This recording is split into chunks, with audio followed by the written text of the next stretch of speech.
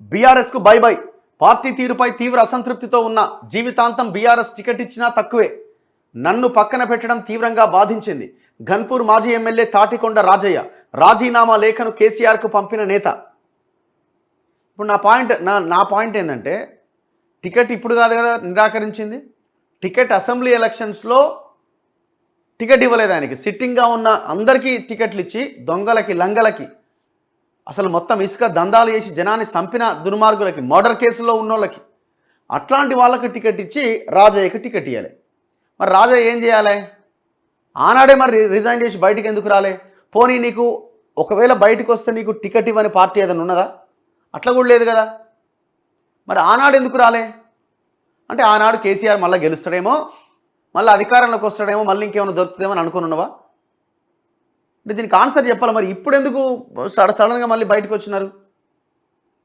ఎట్లాగో కేసీఆర్ అధికారంలో లేడు, ఇక ఆయన వచ్చే అవకాశం కూడా లేదు, జనాలు తరిమేయడానికి రెడీగా ఉన్నారు, ఇంక అక్కడ రాజకీయంగా ఉపయోగం లేదు అని వేరే పార్టీలోకి వెళ్ళడానికి, అధికార పార్టీలోకి వెళ్ళడానికి రెడీ అవుతున్నారా?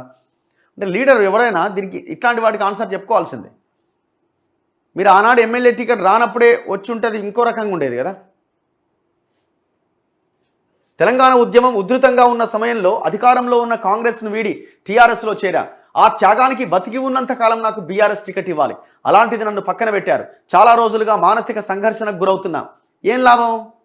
అదే కడియం శ్రీహరికి సపోర్ట్ చేసి ఆయన్ని గెలిపిస్తారు మీరు.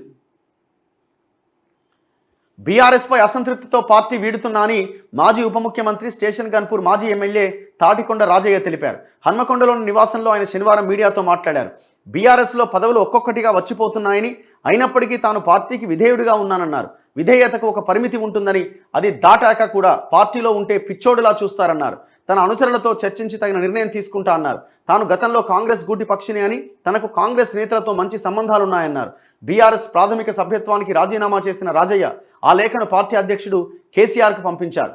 త్వరలోనే కాంగ్రెస్ గూటికి రాజయ్య కాంగ్రెస్లో చేరే అంశంపై ఇప్పటికే టీపీసీసీ వ్యవహారాల ఇన్ఛార్జ్ దీపాదాస్ మున్షి, మంత్రులు పొంగులేటి శ్రీనివాసరెడ్డి, దామోదర్ రాజనరసింహను కలిసి చర్చించినట్టుగా తెలిసింది. ఈ నెల 10వ తేదీన ఆయన సొంత గూటికి వెళ్లబోతున్నట్టుగా తెలుస్తోంది. ఇటీవల అసెంబ్లీ ఎన్నికల్లో స్టేషన్ ఘన్పూర్ స్థానం నుంచి టికెట్ ఆశించి రాజయ్య భంగపడ్డారు. దీంతో కొంతకాలంగా ఆయన అసంతృప్తితో ఉన్నారు. దళిత బంధు లబ్ధిదారుల నుంచి కమిషన్ల వసూలు, జానకీపురం సర్పంచ్ నవ్య చేసిన లైంగిక వేధింపుల ఆరోపణల నేపథ్యంలో బీఆర్ఎస్ అధినేత కేసీఆర్ రాజయ్యకు టికెట్ నిరాకరించారు. ఇక వాటి వల్ల టికెట్ నిరాకరించిన అన్నది పెద్ద బోగస్.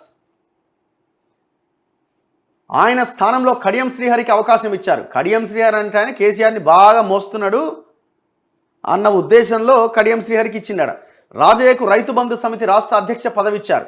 పార్టీ అధికారంలోకి రాగానే ఎమ్మెల్సీ లేదా వరంగల్ ఎంపీ టికెట్ ఇస్తామని హామీ ఇచ్చారు. బీఆర్ఎస్ అధికారంలోకి రాకపోవడంతో రాజయ్య ఏ పదవి లేకుండా ఉండిపోయారు. కడియం ఎమ్మెల్యేగా గెలిచిన నాటి నుంచి పార్టీ కార్యక్రమాలకు రాజయ్య దూరంగా ఉంటున్నారు.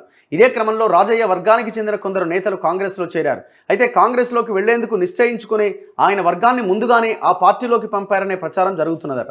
సో యాక్చువల్గా ఇప్పుడు ఒకవేళ బీఆర్ఎస్ అధికారంలోకి వచ్చి ఆయనకి ఎంపీ టికెట్ ఇచ్చే అవకాశం ఉంటే ఎట్లుంటుండే సిచ్యువేషన్? ఆయన వస్తున్నా బయటికి ప్రతి పార్టీలో లీడర్లంతా గిట్లనే ఉంటారు, ఏముండదు అక్కడ. జనాలను పిచ్చోళ్ళని చేయడం తప్ప ఏముండదు.